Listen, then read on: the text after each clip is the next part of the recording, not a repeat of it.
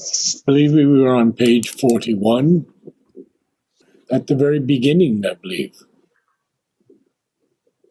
This is a very, very important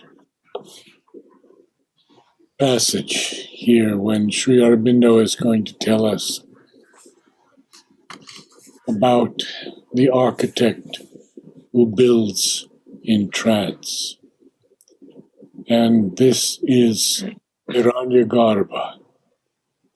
And Sri Aurobindo does comment on him, as well as the glossary and index of proper names in Sri Aurobindo's works. So let us begin.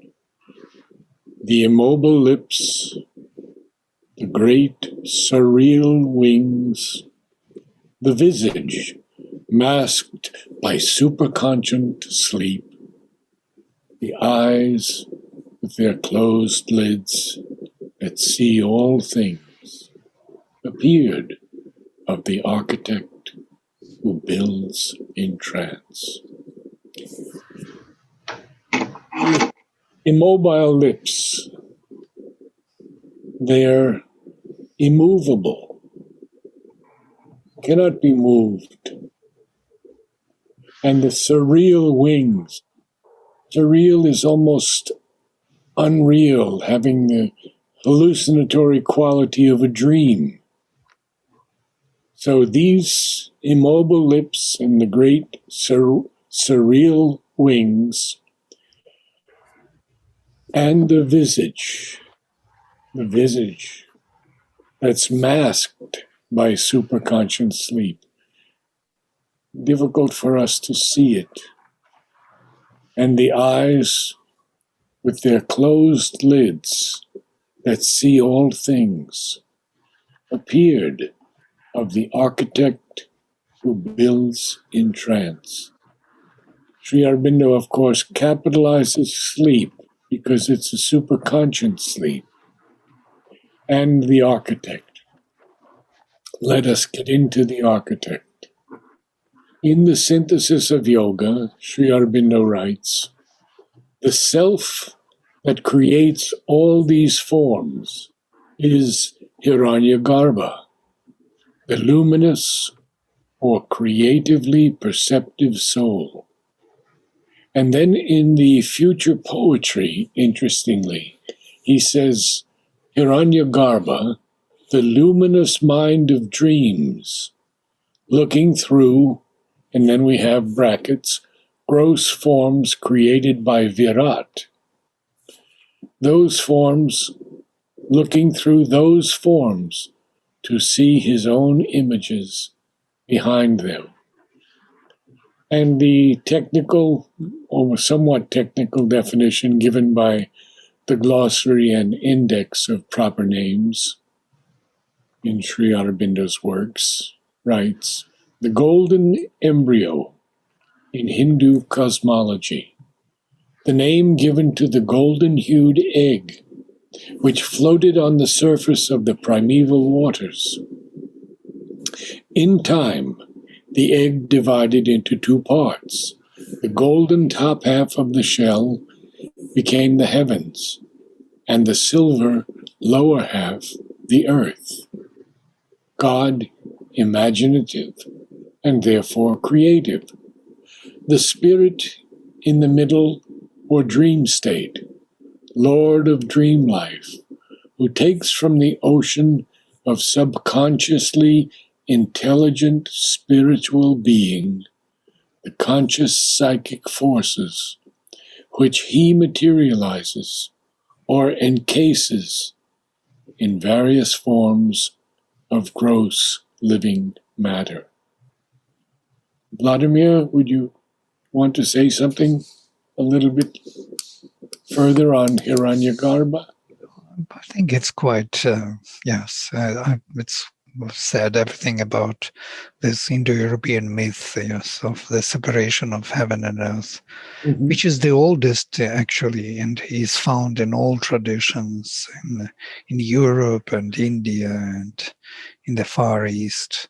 The separation of heaven and earth, of our mental and physical being by the vital in between. which unites them. And the union of three is the aim of the sacrifice. They have to come back together. We have to have unity of our will, heart, and mind, yes, which are the major constituents of the Gita also. So this synthesis is seen throughout in all different structures of consciousness, different times, different paradigms, in different ways. Thank you. The original desire, capitalized, born in the void. Well, Sri Aurobindo has something to say about this void.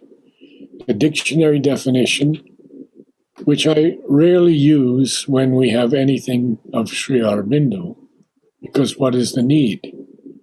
But the dictionary definition does say some things here that are important. For example, the second definition is the state of non-existence. And it can be containing no matter, empty, without contents, vacant.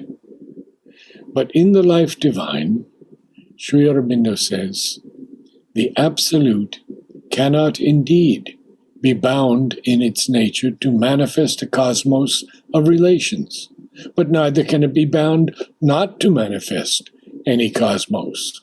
It is not itself a sheer emptiness. For a vacant absolute is no absolute. Our conception of a void or zero is only a conceptual sign of our mental inability to know or grasp it.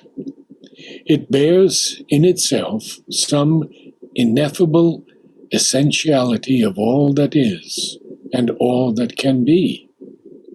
And since it holds in itself this essentiality and this possibility, it must also hold in itself, in some way of its absoluteness, either the permanent truth or the inherent, even if latent, realizable actuality of all that is fundamental to our or the world's existence.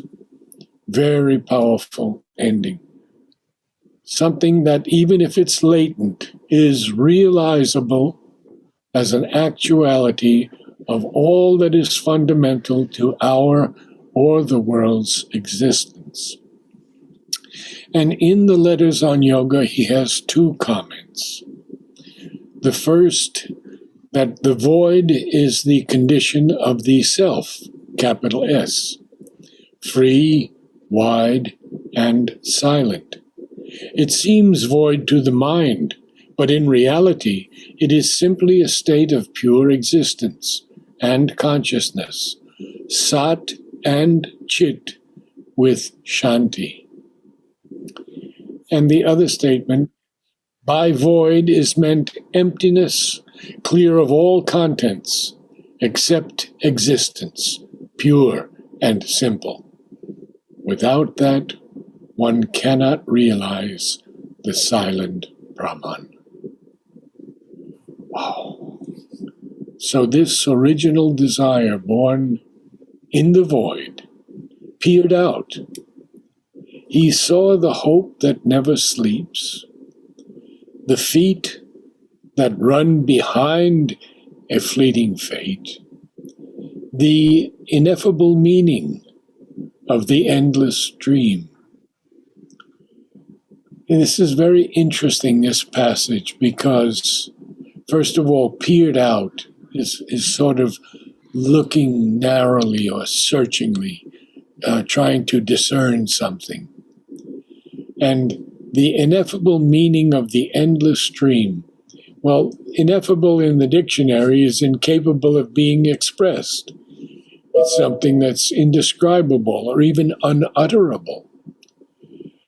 Now, Sri Aurobindo did not capitalize ineffable in this line, and he didn't capitalize it because he's using it as an ineffable meaning of the endless stream.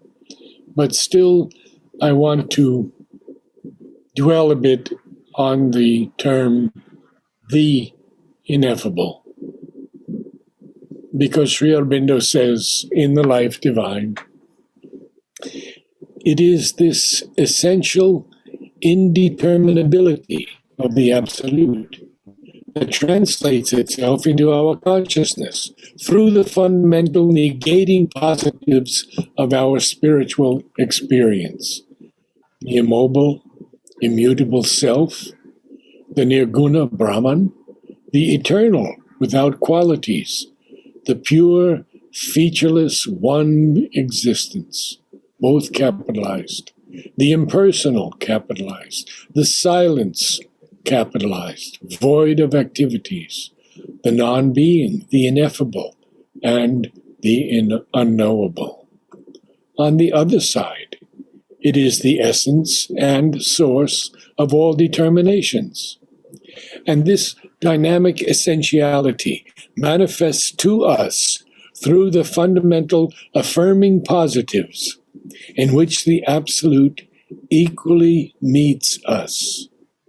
For it is the self that becomes all things, the Saguna Brahman, the eternal with infinite qualities, the one who is the many, the infinite person, capital P, who is the source and foundation of all persons and personalities, the Lord of creation, the Word, the master of all works and action.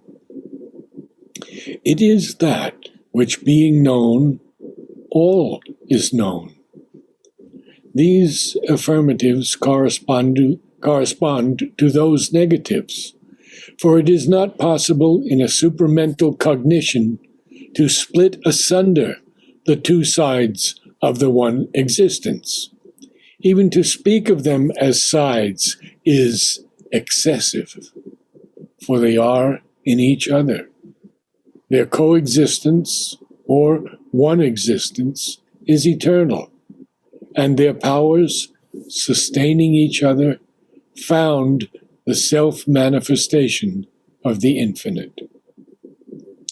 And again in The Life Divine, he says, Ishvara is Brahman, the reality, self-spirit, revealed as possessor, enjoyer of his own self-existence, creator of the universe, and one with it, pantheos, and yet superior to it, the eternal, the infinite, the ineffable, the divine transcendence.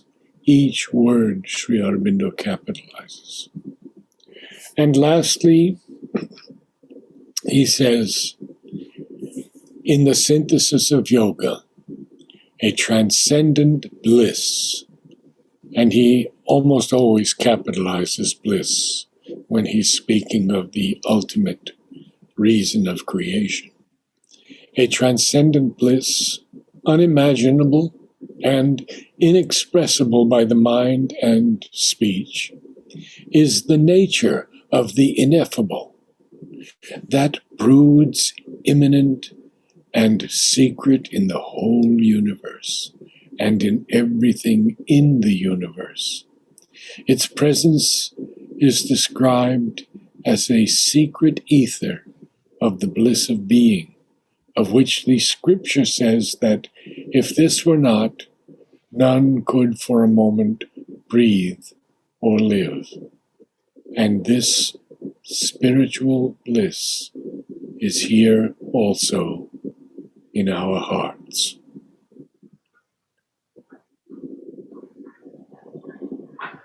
Last time we did not, I feel we didn't finish the question on the mind as completely as I would like to. So here we have the line, hardly for a moment glimpsed, viewless to mind. And Sri Aurobindo capitalizes mind. And I'd like to share his words from the Letters on Yoga, and the life divine on the mind, so we can clear that up. He says the mind, and he capitalizes the M, in the ordinary use of the word, covers indiscriminately the whole consciousness. For man is a mental being and mentalizes everything.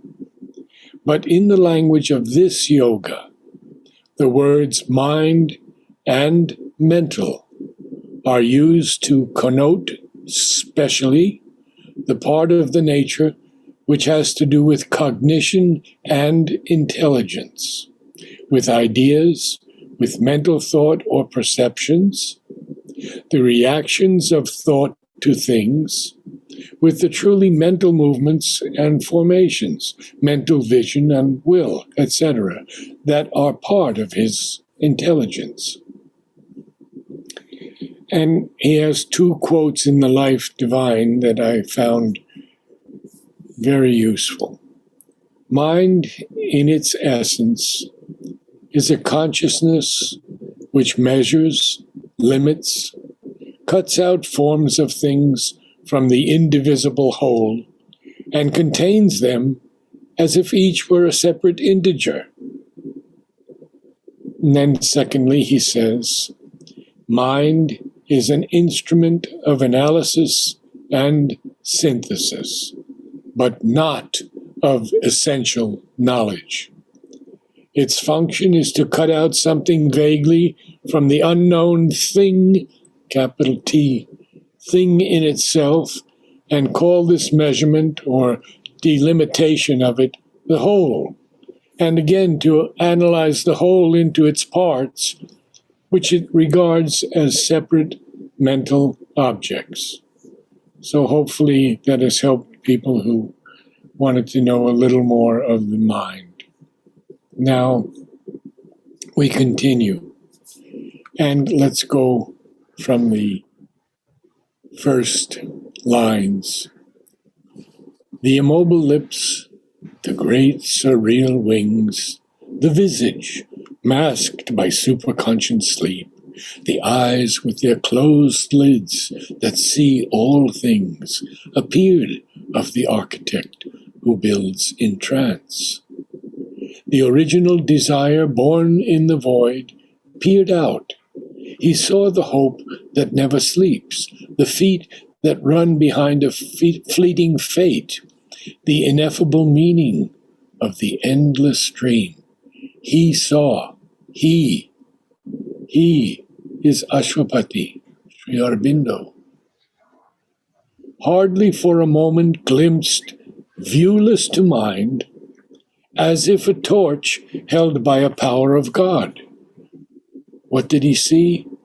The radiant world of the everlasting truth, glimmered like a faint star bordering the night. Above the golden overmind's shimmering ridge. So we have some things to discuss here. To glimmer is to dim or intermittently flicker. It can be even a flash of light, but it's more shining faintly, twinkling, shimmering. Above the golden overmind's shimmering ridge.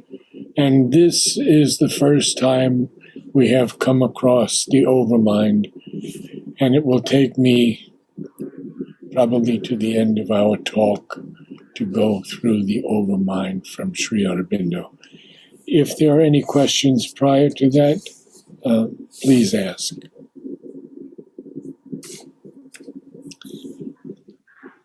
So is the sleep that he talks about here in Sanskrit, is that the yoga nidra that they talk about, Vladimir?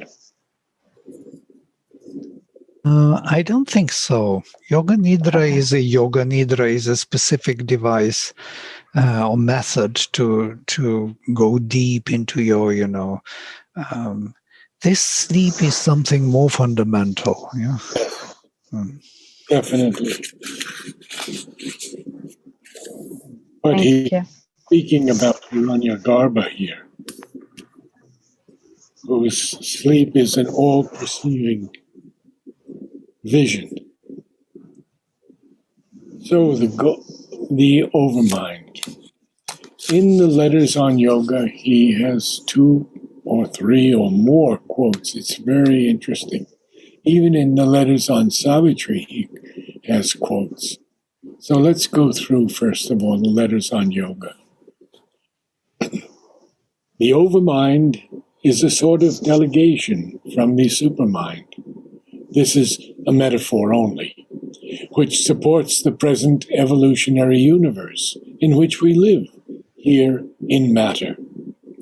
If supermind were to start here from the beginning as the direct creative power, a world of the kind we see now would be impossible. It would have been full of the divine light from the beginning. There would be no involution in the inconscience of matter. Consequently, no gradual striving evolution of consciousness in matter.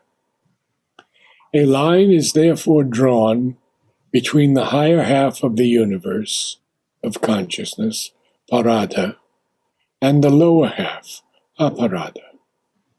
The higher half is constituted of Sat, Chit, Ananda, Mahas, the supramental. The lower half of mind, life, matter. This line is the intermediary overmind, which, though luminous itself, keeps from us the full, indivisible, supramental light. Depends on it indeed, but in receiving it, divides, distributes, breaks it up into separate aspects, powers, multiplicities of all kinds, each of which it is possible by a further diminution of consciousness, such as we reach in mind, to regard as the soul or the chief truth, and all the rest as subordinate or contradictory to it. Now, this is extremely important because Sri Aurobindo is telling us that even in the duality, and only in the supramental, there is no duality. But he does say in the letters on yoga, again, the overmind is the highest of the planes below the supramental. That should be clear to all of us. In its nature and law, the overmind is a delegate of the supermind consciousness. It's delegate to the ignorance. Or we might speak of it as a protective double, a screen of dissimilar similarity, through which the supermind can act indirectly on an ignorance whose darkness could not bear or receive the direct impact of a supreme light. He continues in the Life Divine. The overmind is a principle of cosmic truth and a vast and endless catholicity is its very spirit. Its energy is an all-dynamism, as well as a principle of separate dynamisms. It is a sort of inferior supermind, although it is concerned predominantly not with absolutes, but with what might be called the dynamic potentials or pragmatic truths of reality, or with absolutes mainly for their power of generating pragmatic or creative values, although, too, its comprehension of things is more global than integral, since its totality is built up of global wholes, or constituted by separate, independent realities, uniting or coalescing together. And although the essential unity is grasped by it and felt to be the basic of things and pervasive in their manifestation, but no longer as in the supermind, their intimate and ever-present secret, their dominating continent, the overt, constant builder of the harmonic whole of their activity and nature. And in the letters on yoga, he says, the overmind sees calmly, steadily, in great masses and large extensions of space and time and relation. Globally, it creates and acts in the same way. It is the world of the great gods, the divine creators. And in his letters on Savitri, he writes, the overmind is essentially a spiritual power. Mind in it surpasses its ordinary self and rises and takes its stand on a spiritual foundation. It embraces beauty and sublimates it. It has an essential aesthesis, which is not limited by rules and canons.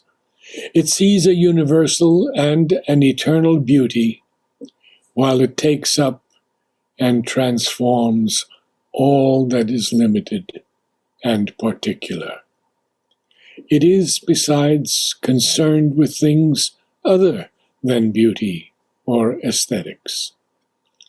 It is concerned especially with truth and knowledge, or rather with a wisdom that exceeds what we call knowledge. Its truth goes beyond truth of fact and truth of thought, even the higher thought, which is the first spiritual range of the thinker. It has the truth of spiritual thought, spiritual feeling, spiritual sense, and at its highest, the truth that comes by the most intimate spiritual touch, or by identity. Ultimately, truth and beauty come together and coincide, but in between there is a difference. Overmind in all its dealings puts truth first. It brings out the essential truth, and parentheses, and truths, in things, and also its infinite possibilities. It brings out even the truth that lies behind falsehood and error. It brings out the truth of the inconscient and the truth of the superconscient, and all that lies in between. And then he has, because he's writing this to Amal Kiran, when it speaks through poetry, this remains its first essential quality. A limited aesthetical artistic aim is not its purpose. And the last writing from Letters on Yoga, in the overmind, the truth of supermind, which is whole and human and harmonious, enters into a separation into parts, many truths fronting each other, and moved each to fulfill itself, to make a world of its own, or else to prevail, or take its share in worlds made of a combination of various separated truths and truth forces. And we have more to go, but I believe my time is up. And it's an awful lot that we've had to absorb today about the golden overmind and its shimmering ridge. And next week we will continue with this description, and it is so beautiful. And Sri Aurobindo Asrapati here is experiencing all of this in this book of beginnings, the third canto, the Yoga of the Soul's Release. Thank you all, and namaste. May the week be a good week for all of us. Much harmony, peace, and truth. Thank you.